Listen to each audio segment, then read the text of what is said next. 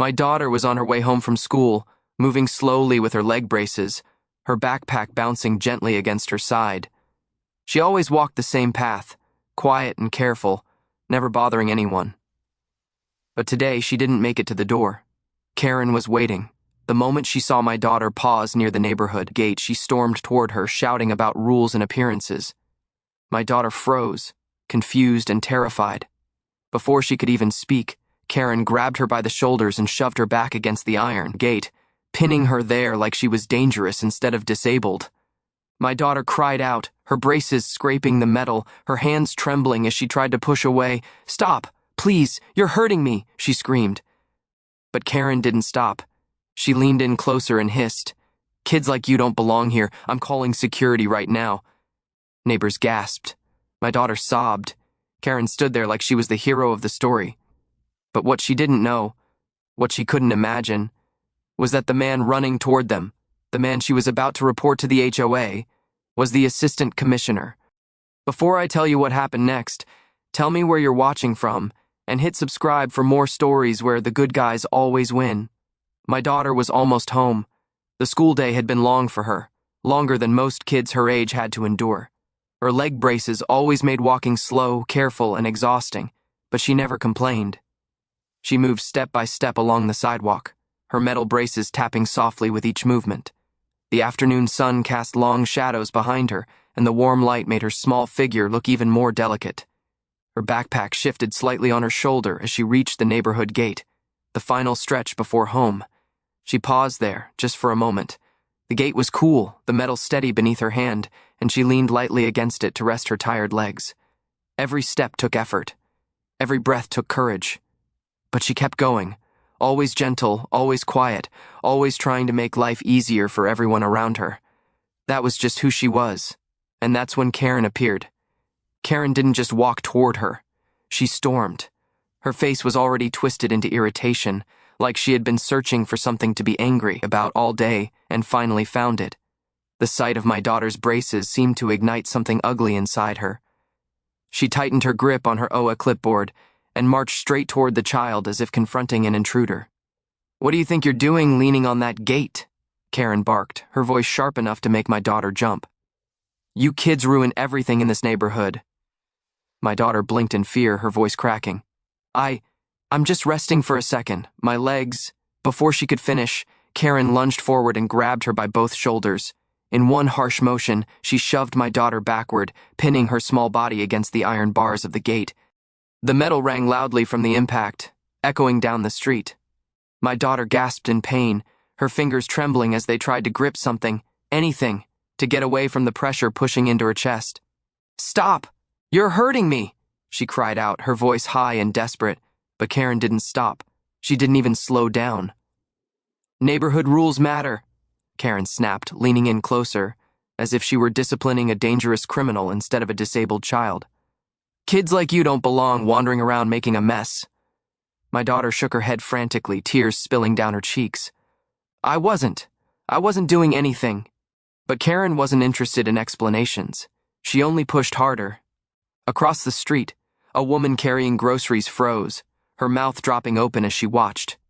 One of the grocery bags slipped from her hand, apples rolling across the pavement.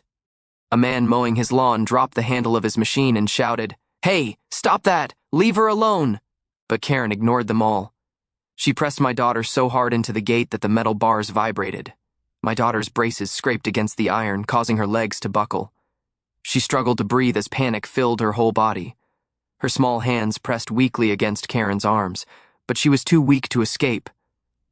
"You don't get special treatment just because you have problems," Karen hissed, practically spitting out the last word. "This neighborhood has rules, and you're breaking them by standing here." My daughter whimpered, trying to turn her head away. "Please, let go. I didn't do anything." But Karen kept tightening her grip. Neighbors began to gather. Their voices rose, angry, shocked, horrified. But no one dared get close, afraid Karen might turn on them next. Karen had a reputation for bullying people with HOA rules, but this was different. This was violence. Then something changed. My daughter's teary eyes suddenly widened, not because of Karen's shouting, but because she saw something beyond her attacker. She saw me. I was running down the sidewalk so fast I barely felt the pavement under my feet. My heart hammered like a war drum in my chest. The groceries, the neighbors, the gate, the sunlight, all of it blurred together. The only thing in focus was my daughter's terrified face and Karen's hands digging into her shoulders. But Karen didn't notice me approaching. She was still barking insults, still pushing my daughter harder against the bars, still acting like she was the hero protecting some imaginary rule book. "You think your disability is an excuse?" she snapped. "You don't belong here if you can't follow simple rules." My daughter cried out again, her voice raw. "Dad, help." And that one word, Dad, was enough to unleash something inside me that I had never felt so intensely before.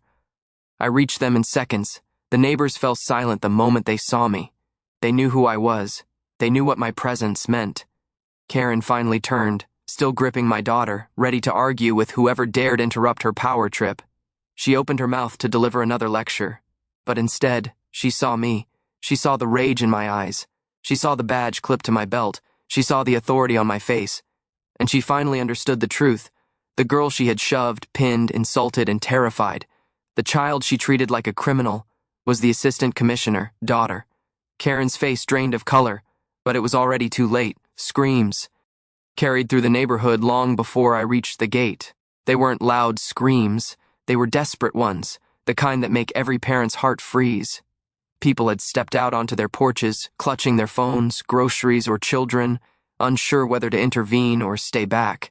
The entire street had turned into a stage of fear and confusion, but the center of it all was my daughter.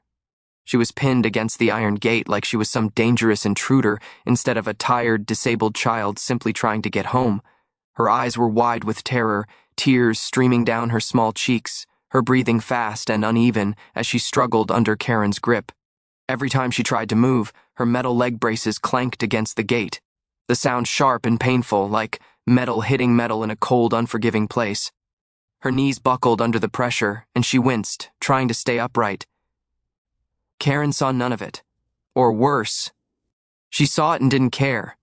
"You think your disability exempts you from rules?" she barked, her voice filled with venom. "You can't just touch community property whenever you want." My daughter sobbed harder, her tiny hands trembling as they tried to push Karen away. Her voice shook so much she could barely speak. I wasn't doing anything. Please, let go."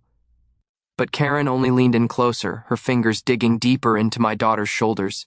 Her face twisted with irritation, like my daughter's pain was nothing more than an inconvenience. "You're lowering the look of the neighborhood," Karen snapped. "Honestly, your parents should teach you better manners. You don't get special treatment because of those metal things on your legs." My daughter whimpered, shaking her head desperately, her tears falling faster. I'm sorry, I didn't mean." The apology, spoken from a child who had done nothing wrong, should have softened any adult's heart. Instead, it made Karen crueler. "Oh, you'll be sorry," she hissed. "When I'm done, the HOA will make sure you never do this again. I'm going to demand your removal from the neighborhood. Removal." She said it like my daughter was trash. Not a human, not a little girl, but something Karen wanted thrown out. The crowd shifted, their discomfort growing. A mother covered her mouth in shock. A teen boy stepped forward, unsure but angry. Someone whispered, "This is too much. She's a child." Another voice muttered, "Call the police, someone call the police." But then someone finally shouted louder, their voice cracking with outrage. "Karen, stop, she's disabled. Let her go." Karen snapped her head toward the person who dared challenge her. Her eyes narrowed. "Not my problem," she barked. "Rules are rules." And then she made the mistake of pressing my daughter even harder against the gate, causing her braces to dig into her legs. My daughter cried out, not just from fear, but from real pain, sharp physical pain that made her whole body curl inward. "Please," she screamed. "Please stop." People gasped. A woman ran closer but froze when Karen glared at her. Even adults, even grown men, were scared of Karen's bullying, her control, her constant threats of HOA punishment. That fear kept them from stepping in sooner.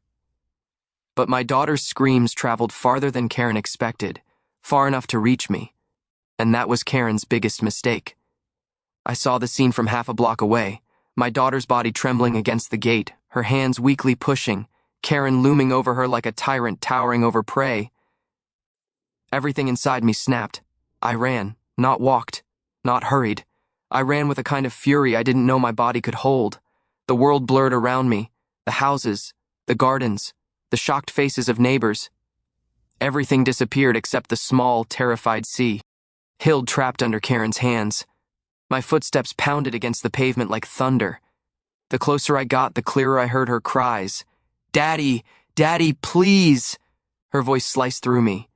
I felt something primal ignite in my chest, something that didn't care about rules, titles, or Karen's pathetic HOA clipboard.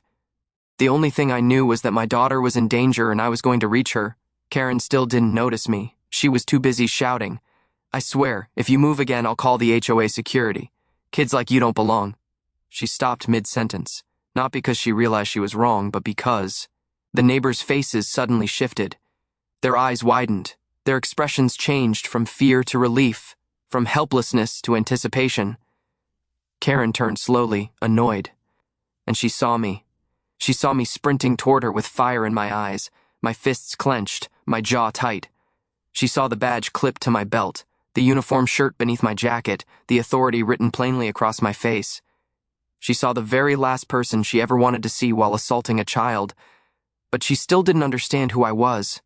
Not yet. My daughter reached toward me with trembling hands. "Daddy." Her cry broke every last barrier inside me. The crowd stepped aside as I reached the gate, my chest heaving with rage, my eyes locked on Karen. And Karen, finally realizing danger, stepped back, her hands falling away from my daughter like she had touched fire. Her face paled instantly. "A assistant commissioner." She whispered it so faintly the wind almost stole the words. She had no idea what storm she had just unleashed. My footsteps pounded against the pavement harder with every step I took. I didn't hear the wind. I didn't hear the neighbors. I didn't even hear my own heartbeat roaring in my ears. The only sound I absorbed, the only sound that mattered, was my daughter's terrified cries. Each one sliced through me like glass, pushing me faster, harder, closer. "Daddy, please."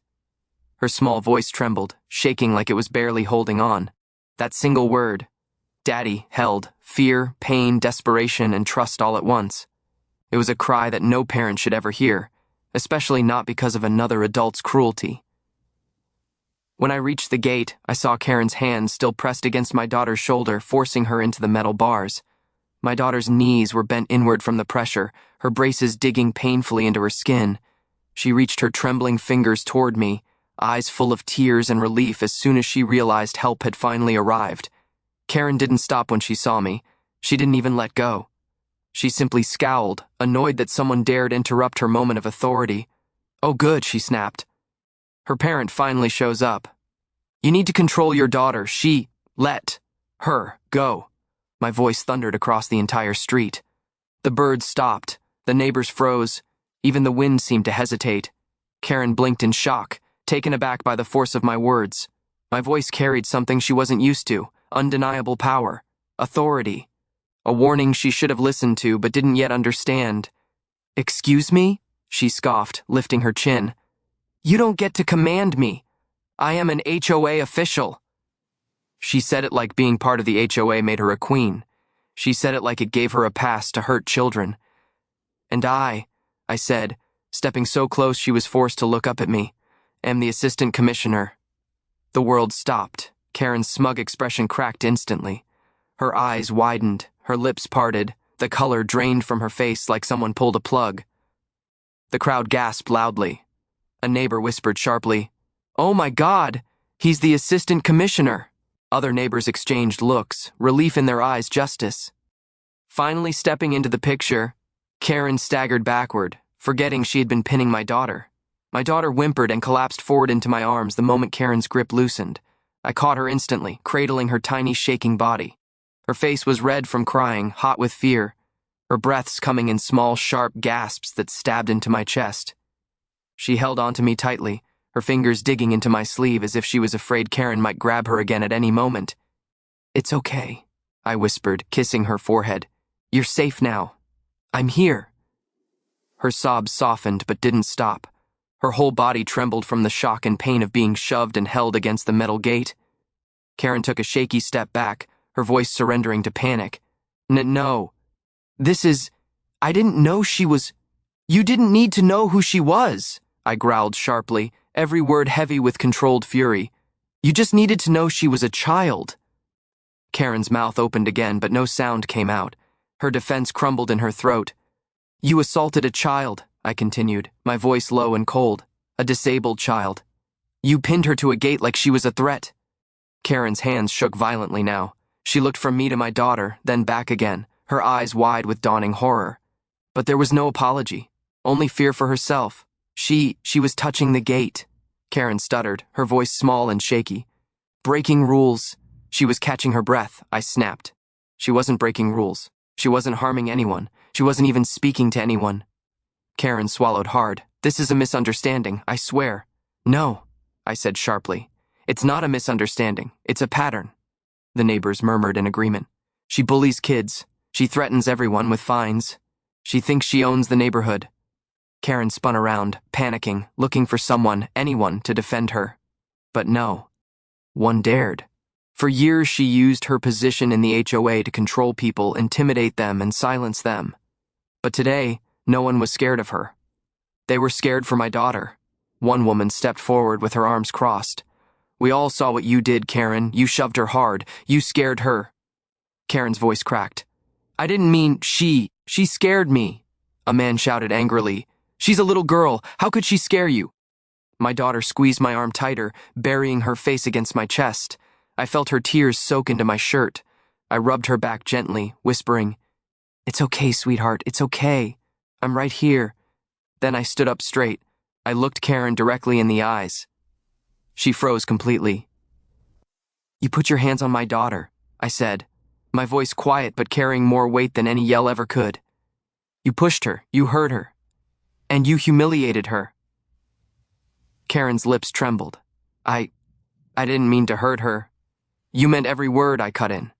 Every shove, every insult, every threat.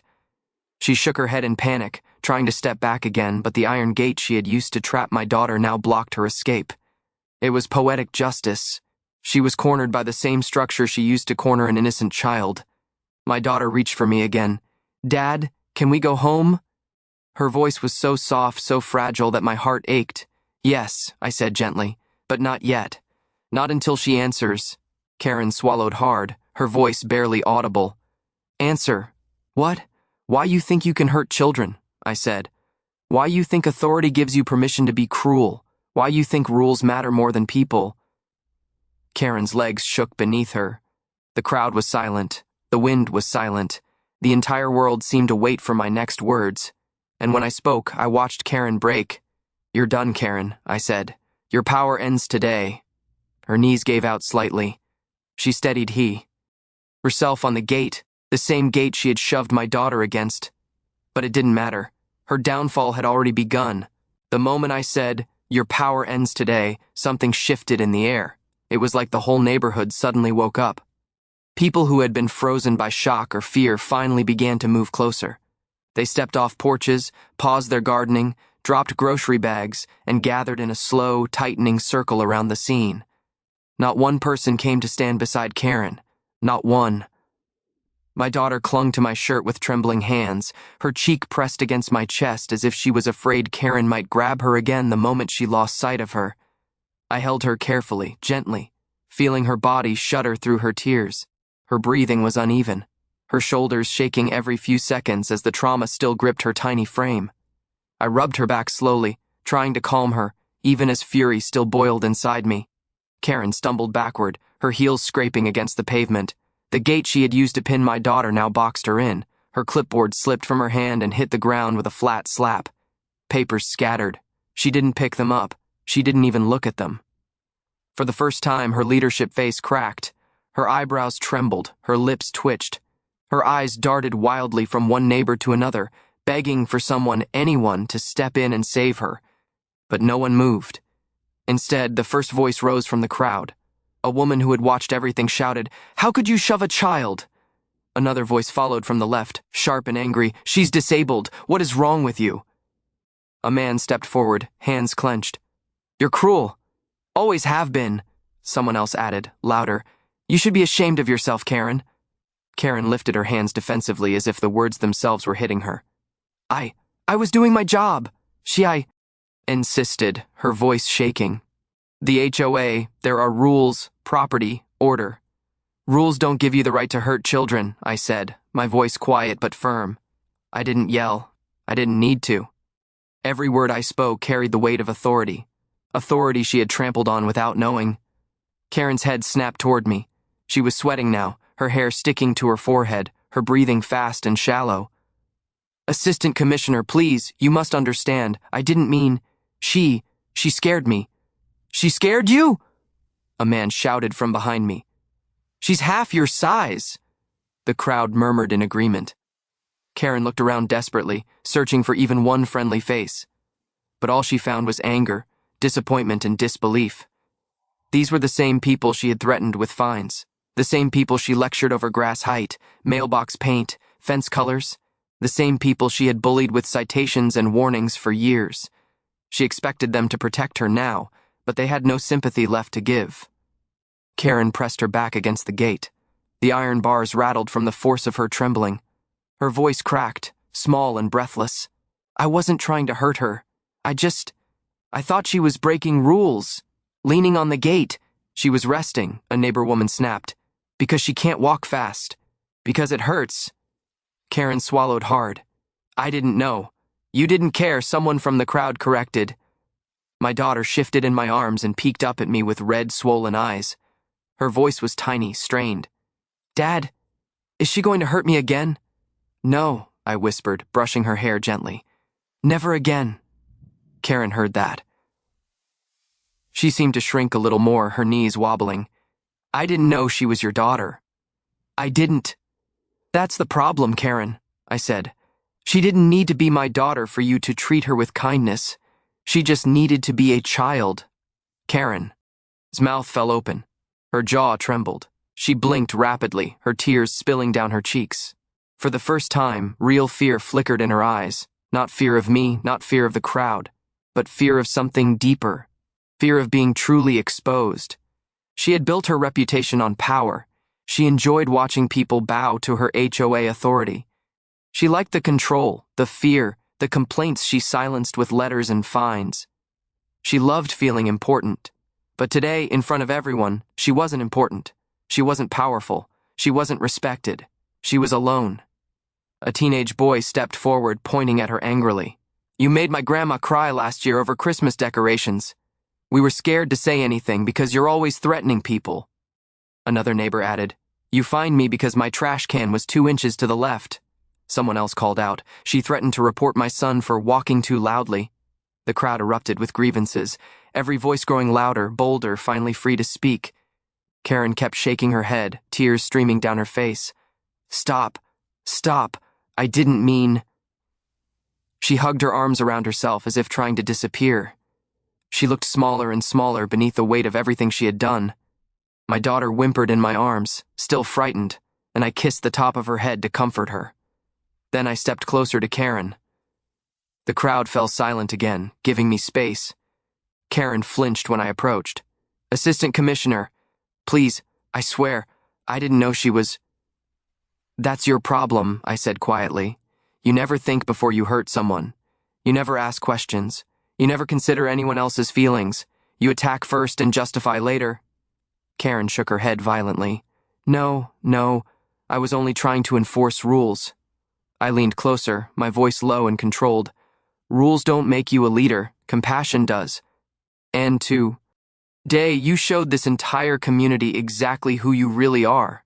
Her legs buckled. She reached behind her, gripping the gate for support, the same gate she had shoved my daughter against just minutes earlier. Her knuckles turned white. My daughter watched her with wide, frightened eyes. I held her tighter. Karen whispered again, voice cracking. I didn't mean to hurt her. But you did, I said. Karen broke then, not dramatically, not loudly, just quietly. Her face crumpled, tears pouring down her cheeks, her shoulders collapsing inward.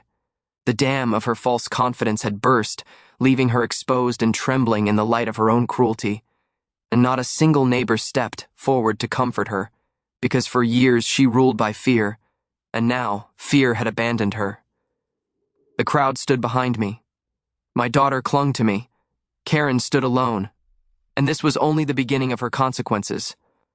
The street had gone completely quiet, as if the entire neighborhood was holding its breath.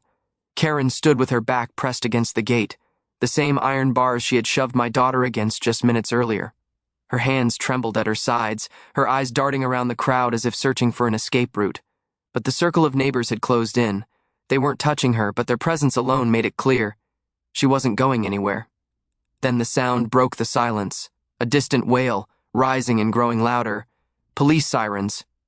Red and blue lights flashed at the far end of the street, reflecting off windows, casting dramatic colors across the pavement. Karen's head jerked toward the sound like a startled animal. Her breathing quickened. She took one stumbling step back, forgetting the gate was behind her, and hit the metal with a sharp clang. 2 police cars pulled up fast. Doors opened with a solid thud. 2 officers stepped out, uniforms crisp, eyes sharp. E didn't look at Karen first. They looked at me. One officer approached with controlled urgency. "Sir, Assistant Commissioner, are you all right? Is your daughter okay?" I shifted my daughter in my arms. Her small fingers tightened around my collar, her face still buried in my shoulder. She was exhausted from crying, her little body too shaken to even lift her head. "No," I said, my voice firm. "She is not okay.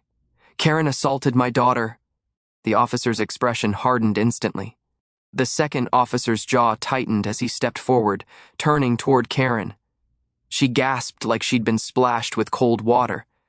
"No, no, you can't arrest me," she cried, her voice cracking like fragile glass.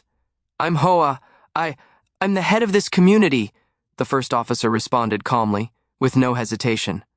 "Ma'am, HOA does not give you the right to physically restrain a minor, especially a disabled one." Karen shook her head violently, her back scraping against the metal gate. "No, wait, this is a misunderstanding. I was enforcing rules. She was leaning on the gate. She was a tired child trying to rest," I said sharply. "You pinned her. You shoved her. You injured her." Karen squeezed her eyes shut, tears spilling down her cheeks. "I didn't know she was your daughter." I stepped forward, still holding my daughter close. "She didn't need to be my daughter for you not to hurt her." That sentence hit Karen harder than any hand ever could. The officers exchanged a brief glance, then approached her slowly, but with absolute authority. Karen panicked, lifting her hands as if trying to shield herself from consequences.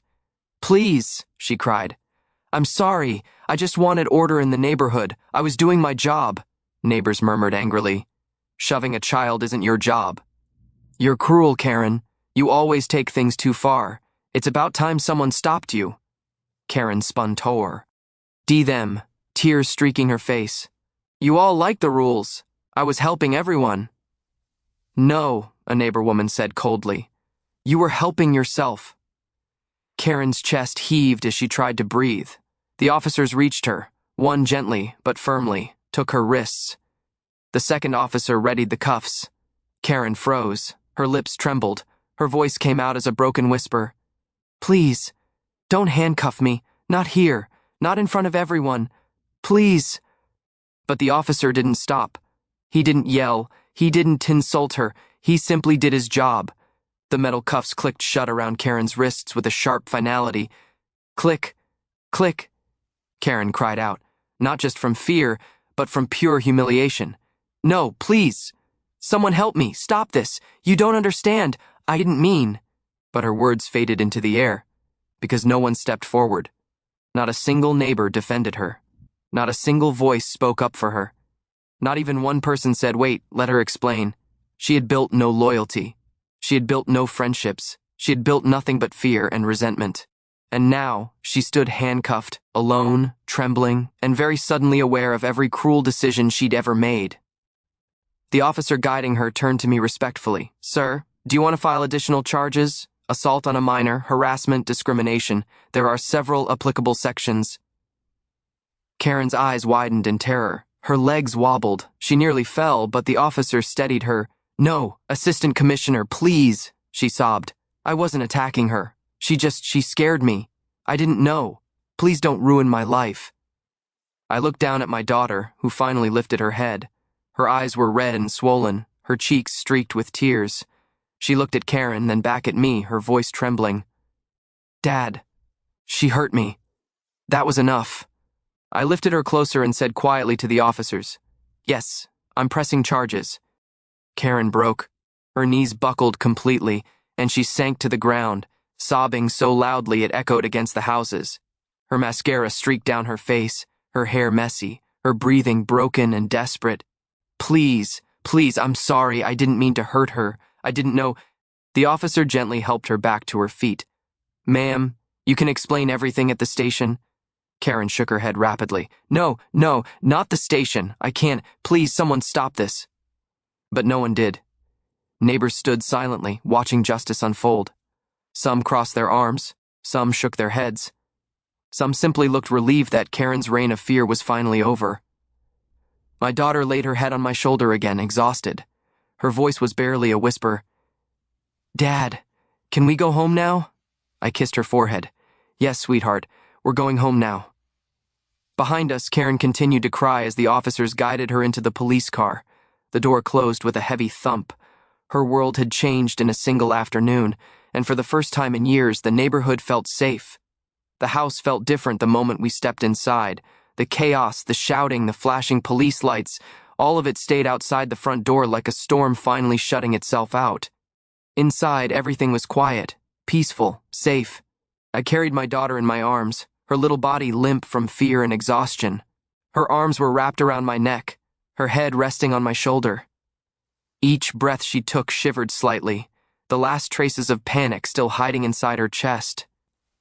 I moved slowly, trying not to jostle her bruised shoulder or scrape her sensitive legs against anything. The living room was warm, sunlight spilling through the curtains and spreading across the couch in soft golden stripes.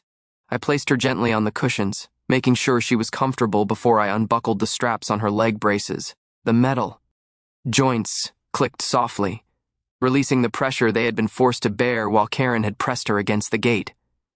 My daughter winced when the braces loosened, sucking in a small breath through her teeth. "Are you okay?" I asked softly. She nodded, though her eyes glistened with pain. She touched her shoulder with delicate fingers, and even the slightest contact made her flinch. The mark was already forming, an angry red spot where Karen's hands had dug into her skin. I knelt beside the couch, brushing a strand of hair away from her face. She stared up at me for a long moment, her eyes huge and sad, as if she was trying to make sense of the world again. Then, suddenly, her lips trembled. "Dad," she whispered, voice cracking. "Was it my fault?" My heart dropped. I sat beside her, taking her small hand into mine. "No," I said immediately, firmly, with no room for doubt. "Never. None of this was your fault." She looked down at her hands, her fingers twisting the blanket nervously. "She said I didn't belong," she whispered. "She said kids like me shouldn't be here." The words were tiny but sharp, carrying more pain than her bruises ever could. I lifted her chin gently so she could see my face, my eyes, my promise. "You belong everywhere," I said. "Everywhere in this world. And no one, no adult, no neighbor, no HOA bully gets to decide your worth." Her eyes filled again, but this time the tears weren't from fear. They were from the release of a hurt she'd been holding too tightly inside her. "But why did she hurt me?" she asked, nearly inaudible. "Because she's someone who confuses power with cruelty," I said softly. "Someone who thinks rules are more important than people. She didn't see you clearly. She didn't understand you. But that's her failure, not yours." She leaned into my side slowly, resting her head against my arm. Her breathing was steadier now, though shaky from time to time. I draped the blanket around her shoulders, tucking her in gently. She pulled it up to her chin like a shield made of soft fabric and safety. "Will Karen come back?" she whispered. "No," I said firmly, brushing my thumb across her forehead. "She won't be coming anywhere near you again." "But what if she tries?" she asked, voice trembling again. I pulled her closer. "She won't. The officers took her in. She's facing charges. She will be held accountable for what she did." My daughter nodded slowly, processing the words. Her small shoulders relaxed bit by bit. The room grew quieter, the only sound the hum of the ceiling fan and her slow, careful breathing. Outside, Life went back to normal. Birds chirping, cars passing, distant footsteps from neighbors. But inside the house, time felt slower, softer. Finally, after several minutes, she whispered, "Dad, thank you for coming." I smiled softly. "I'll always come," I said. "Every time. Every moment you need me, I'll always be there." She closed her eyes. Her body eased against me, no longer stiff with fear but resting in the comfort of safety. Her breathing deepened, becoming a gentle rhythm. I kept my hand on her back, rubbing small circles the way I used to when she was younger and frightened after nightmares. She wasn't asleep yet, but she was drifting, her mind letting go of the fear little by little. As I watched her, I thought about the look on Karen's face when the officers placed her in handcuffs, the panic, the regret, the sudden understanding that she wasn't untouchable. But the thing that stood out most wasn't her arrest. It was the moment she realized she had hurt a child simply because that child moved differently from others. Karen didn't just lose her temper today. She lost her entire mask. Everyone saw the real her. But my daughter, she showed something deeper, strength. Even in fear, even in pain, even in tears. She survived Karen's cruelty with a heart still capable of love and trust. That alone made her stronger than any HOA bully. After a while, her breathing steadied fully and her hand relaxed around mine. I kissed the top of her head gently, careful not to disturb her. I whispered, "You're safe now. I promise." The sun shifted across the living room, warming her peaceful face. And in that moment, I knew with absolute certainty, Karen didn't just get arrested today. She lost the last bit of power she thought she had, because no one harms my daughter, not while I am the assistant commissioner, not while I am her father, and never, ever again.